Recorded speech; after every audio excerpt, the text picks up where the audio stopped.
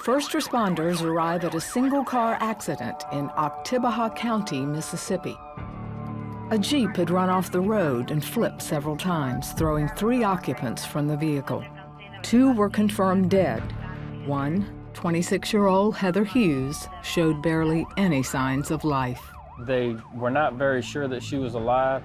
And then as I got to her, I realized that she did have a pulse, and we were able to work on her. Paramedic Stuart Bird and crew rushed Heather to a local hospital. Someone there who knew the family called Heather's mom, Ann, with the news. She said, "Ann, Heather's been in a car wreck and it don't look good." I immediately started praying and said, "God, you can't let her die."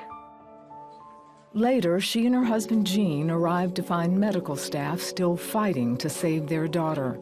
When I walked through the emergency room doors and she was on that stretcher and they were working on her and the bone was sticking out here, she was real bloody. They had a tube down her mouth and into her throat, and she was just bad.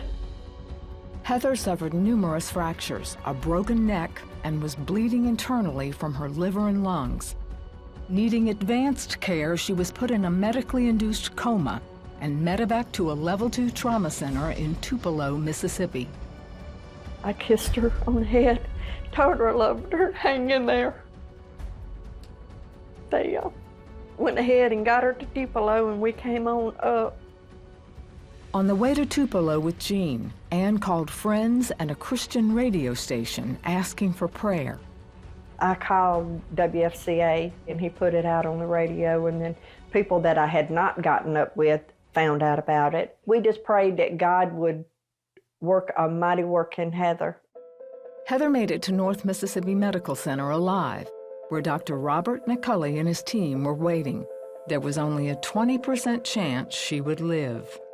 And she had blood in her abdominal cavity. She was bleeding from a liver laceration. The blood we gave her would just bleed right back out. I didn't think she was going to survive. When Ann and Gene arrived an hour later, they went in to see Heather. She was stabilized, but doctors had offered little hope. I said, "I don't think she's gonna make it, Gene." And he looked at me and he said, "Ann, where is your faith?" Ann found a quiet place in the hospital to be alone and pray. I said, "God, you gave her to me, and if you want her back, then you can have her. But I sure wish you would leave her with me for a while longer. But again, if you think this is what you want, then give me the strength to go through it." And I felt such a peace come over me that I didn't question it anymore. It's just somehow I knew she was going to be all right.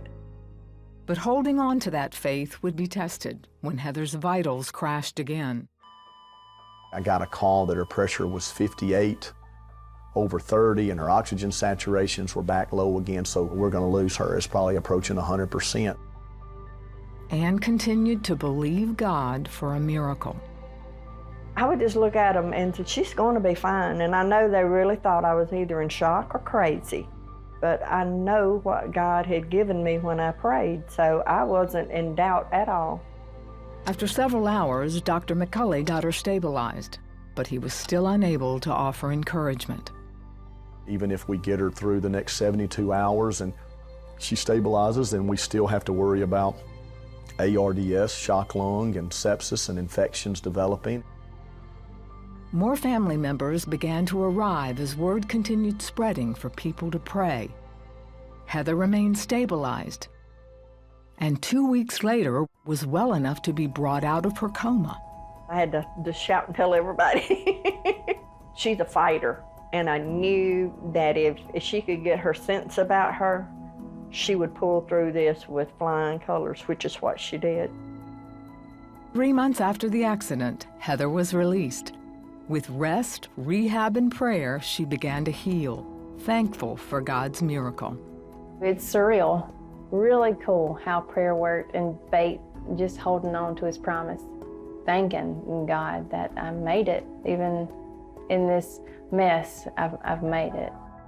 By all accounts, Heather's recovery is nothing short of miraculous. Her lungs were collapsed, liver bleeding, the pain in her legs, and her every rib broken, clavicle broken. You know she couldn't. I mean, she shouldn't be alive. That's a good miracle.